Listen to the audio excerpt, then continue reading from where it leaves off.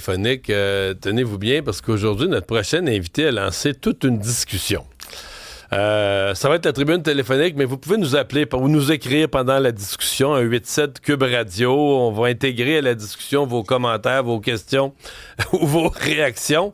Parce qu'on va parler du couple, puis de ce qu'on doit payer ou pas, ou partager à 50-50 dans un couple. Maître Megan Lynch, fondatrice et avocate d'affaires chez Lynch Légal. Bonjour. Bon matin. Est-ce qu'on peut vous présenter comme avocate féministe? Je pense pas nécessairement. Ben oui, je suis féministe, mais je veux dire, je pense que je suis plus pour l'équité puis la protection des gens peut-être plus vulnérables. Donc, ça va au-delà de seulement la femme, bien entendu. OK.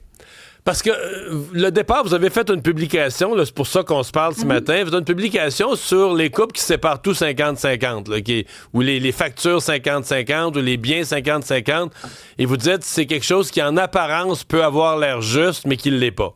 Ou qui ne l'est pas toujours. Expliquez-nous. Ben, en fait, c'est intéressant ce que vous dites parce que, juste qu'on se comprenne, je ne pense pas que ça s'applique uniquement quand c'est le cas de la femme qui gagne un revenu inférieur.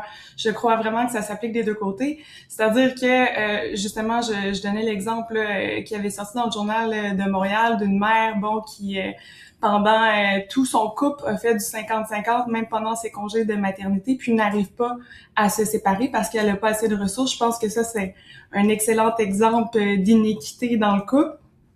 Puis je faisais en fait l'analogie avec mon expertise qui est le droit des affaires, juste qu'on se comprenne, je suis pas une avocate en droit de la famille, mais vous savez, en affaires, c'est exactement ce que les entrepreneurs font. Donc, ils ne regardent pas qui met de l'argent dans la société uniquement, ils regardent aussi, est-ce qu'il y en a un des deux qui va avoir un réseau de contacts, est-ce qu'il y en a un qui a des compétences nichées, des permis, des licences, est-ce qu'il y en a un qui a plus de temps disponible, est-ce que, donc c'est tous ces aspects-là qui vont permettre de déterminer les proportions d'action.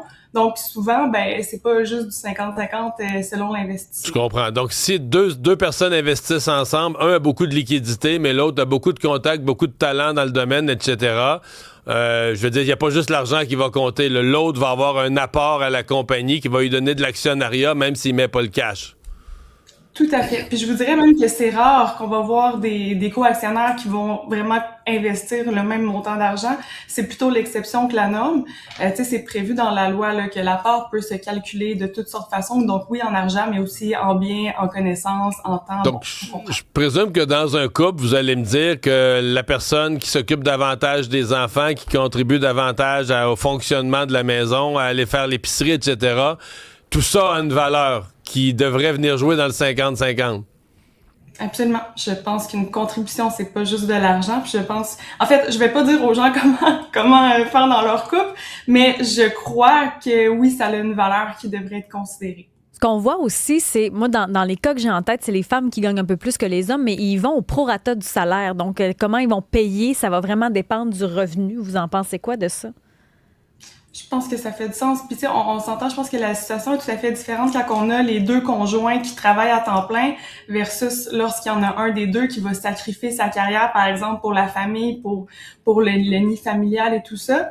Dans l'optique où il n'y a pas d'enfants puis que les deux travaillent, je pense que le prorata fait bien du sens. Ouais. Est-ce que, parce que là, vous le lancez comme un principe, les tribunaux, à votre connaissance, disent quoi de ça? Est-ce que, il me semble que ces dernières années, quand même, on a reconnu, avec le patrimoine familial, on a reconnu que justement, la contribution au patrimoine, à la maisonnée, à élever les enfants, s'il faut un jour séparer les biens, que ça a une valeur, là?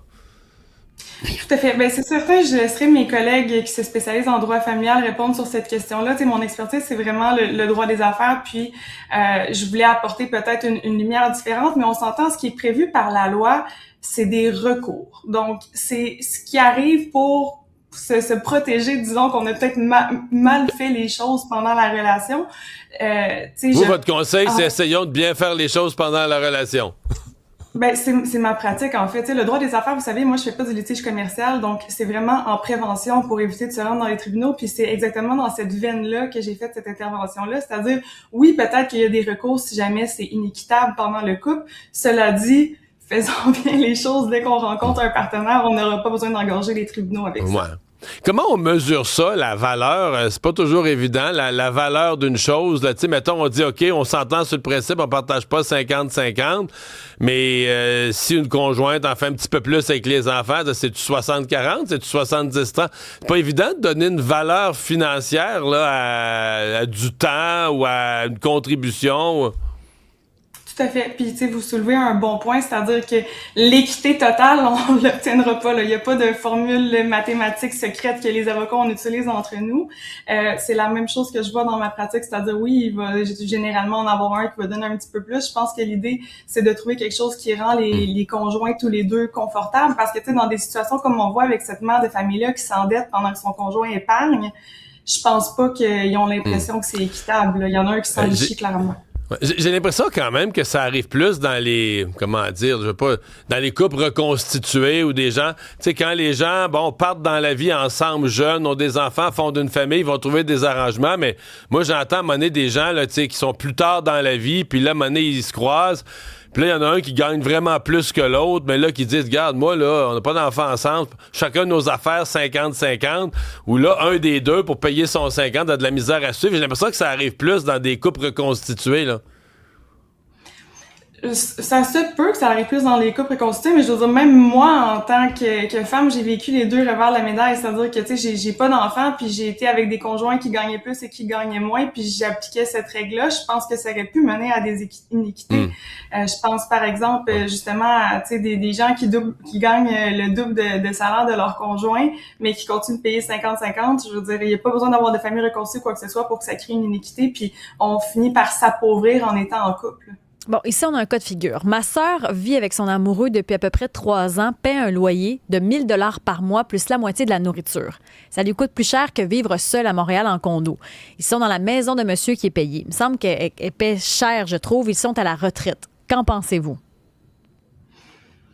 Je suis d'accord. Cela dit, tu sais, je veux juste qu'on se comprenne. Ce dont je fais part, je pense que c'est moi, mon feeling en tant que femme, avocate et entrepreneur, s'il y a des gens qui sont à l'aise de faire le 50-50 puis sont bien là-dedans, je pense que ça peut fonctionner pour eux aussi. Dans l'exemple que vous donnez, je crois effectivement que ça peut mener à des petites inéquités. Ouais. Ça peut mener à des inéquités. Mais là, après ça, il faut qu'on calcule. Parce que souvent, là, ce qu'on fait, les gars, ça compte pas, là. Tu sais, mettons, l'entretien de la piscine, sortir les vidanges, toutes les tâches qui comptent. Toutes les tâches que les gars font, ça compte pas, là. Quand tu fais le partage des tâches, ça vaut rien. Parce que les Peut-être que c'est dans votre couple que ça compte pas. Ça devrait compter. Non. Oui, mais ça, j'en ai avec beaucoup de couples et beaucoup de gars. Mais des fois, ce qu'on voit, c'est qu'il y en a qui vont investir dans l'actif, la maison, l'autre paye hydro puis l'épicerie. Ça prend pas de valeur. Non, mais là, il faut que là, dans un couple, la maison appartient aux deux. Là, c'est la maison familiale. C'est juste dans des couples reconstitués où c'est des arrangements différents, effectivement. Mais il faut faire attention parce que, tu sais, je pense qu'on fait peut-être pas la distinction aussi entre des gens qui sont mariés puis des gens qui sont des conjoints de fait. Hein. Des conjoints de fait sans enfants, à ma connaissance, n'ont pas vraiment de protection ou très peu, du moins, en droit québécois. Donc, c'est certain que dès qu'il y a des enfants, dès qu'il y a un mariage, ben on espère que les gens, surtout un mariage, vont avoir négocié un bon contrat de mariage entre eux puis vont en être satisfaits. Mais effectivement, l'exemple de la maison payée, des choses comme ça. L'exemple d'Isabelle, dans le cas de conjoint de fait, effectivement, s'il y en a un qui investit dans un actif immobilier qui prend de la valeur, puis l'autre paye les factures, c'est pas équitable à la fin. Maître Lynch, merci d'avoir été avec nous. Au revoir. Merci. On va poursuivre la discussion avec nos auditeurs. Il y a Pierre qui est en ligne. Bonjour, Pierre. Bon matin, ça va bien? Oui, 50-50 ou bien on tient compte de la contribution en travail ou à s'occuper de la maison? Non, moi, je suis vieux jeu là-dessus. C'est peut-être moi. Tu sais, chacun fait ce qu'il veut, là, mais tu sais, on a un compte ensemble. Là, mettons qu'on est rendu qu'on habite ensemble. On a un compte, puis l'argent va dedans. Il n'y a pas de 50-50 ou de pourcentage. Compte conjoint. Les deux payes vont dans le compte conjoint, puis les factures sont payées à partir du compte conjoint. C'est ça, c'est notre argent. Mais là, si vous voulez sortir un petit montant, votre contribution. Mais si vous voulez sortir un petit montant pour des loisirs, ou votre blonde va aller voir Bruno Mars, ou tu sais, s'il faut sortir on le sort du compte conjoint aussi? Ben oui, c'est votre argent. Vous êtes un couple, vous travaillez à deux, les deux, vous bâtissez votre vie ensemble. C'est 2 personnes, 2 salaires, mais une famille. Tu sais, moi, c'est comme ça que je le vois. Ça, c'est pour séparer tout. Ou je suis bien resté tout seul. Là, tu sais, je comprends. Écoute, c'est une autre niaisaire. Pierre, c'est très clair. Merci de nous avoir appelés. Il y a quelqu'un ici qui dit juste 50-50 pour l'épicerie, c'est pas équitable. La femme mange moins que l'homme. Ouais. Ouais, ben là, on l'a en ligne. Oh. On l'a en ligne. Bonjour, Isabelle. Oui, bonjour Mario. Ouais, donc l'épicerie, c'est pas équitable à 50-50? J'ai envoyé ça un petit peu comme une petite blague, mais disons que c'est une petite frustration récurrente là quand tu dis hey, je mange la moitié moins que toi, pourquoi est-ce qu'il faut que je paye 50-50? Et ça, c'est dans le meilleur des cas, parce que des fois, la femme va payer plus l'épicerie. Ouais, mais là, ce soir, comme ça, les femmes ont toujours froid dans la maison, ils montent le chauffage, puis on paye le chauffage 50-50, là? Oh, ça se rattrape à la ménopause, là, ça fait 10 ans. Ouais, c'est vrai, je l'oubliais. Mais en général, vous pensez quoi de ça? Est-ce que 50-50, c'est équitable ou il faut tenir compte de la contribution aux travaux de la maison? Ben, en fait, c'est un sujet compliqué. Je pourrais pas vous faire une thèse de doctorat en 30 secondes. Mais c'est sûr que l'équité et l'égalité, c'est pas la même chose. Être équitable, ça veut pas dire faire exactement la même chose. Je pense que chaque couple devrait négocier l'entente qui fait leur affaire pour que chacun se sente gagnant. L'ennui, c'est que souvent, quand tu es en amour, quand tu es au début, tu négocies pas, tu partages tout, tu donnes beaucoup, t'as pas raison peut-être. Et après ça, les frustrations augmentent, c'est souvent pas dit, c'est pas négocié, ça reste dans le non-dit. Donc, mais c'est sûr qu'au niveau monétaire, il faut se parler. Il y a des couples qui sont très fusionnels, qui vont vouloir tout partager. À long terme, ça peut amener des problèmes. Je ne saurais trop recommander le livre de Pierre-Yves McSween. J'oublie le titre. Ouais, mais il y en a un là, qui traite de ça, là, notamment du couple. Isabelle, merci de nous avoir appelés. Mais c'est vrai ce que dit Isabelle, par exemple, c'est-à-dire que tu vois les débuts de relation, tu vois le moment où les gens s'en vont rester ensemble, puis tout ça, sont encore dans la suite là, un peu, je sais pas si on doit appeler ça du coup de foudre, mais tu sais, l'amour rend aveugle, là. Puis là, toutes sortes d'arrangements s'installent vite, puis s'il y en a un des deux qui... Parce que souvent, dans un couple, il y en a un qui oublie pas l'argent, puis l'autre oublie l'argent le temps de l'amour. Mais là, celui qui oublie l'argent, 2, 3, 4 ans après, se rend compte, ben voyons, Puis là, une fois que t'es dans un arrangement, t'es dans un ornière, c'est pas facile d'en sortir. Non, même ceux qui ont un tempérament calme, quand tu te sépares des fois, le livre dont tu parles, c'est La facture amoureuse. Puis, parenthèse sur Jean-François qui dit, nous autres, notre compte conjoint, ça allait super bien dans les 12 dernières années. Jusqu'à ce qu'Amazon arrive et que ma conjointe commande tous les jours. Je pense revoir le contrat. Ouais. Dernier appel qu'on prend, Patrick qui est en ligne. Bonjour, Patrick. Oups, est-ce que Patrick a raccroché? Oui, Patrick? Oui, Mario. Oui, bonjour. Chez nous, là, c'est pour la maison, c'est 55%, 55-45. C'est basé sur quoi? Puis, le salaire des deux. OK. Le pourcentage du salaire des deux. Puis après ça, on parle l'argent loisir. L'argent loisir va avec qu'est-ce qui reste après nos paiements. Quand on fait le décompte, nous, c'est 65-35. Que ce soit le restaurant ou les vacances, je vais payer 65%, ma conjointe 35%. OK. Tout est simple, tout est facile de même. Tout est clair de même. Puis l'autre affaire, Mario, pour les tâches, là, c'est bien simple. Fais comme moi.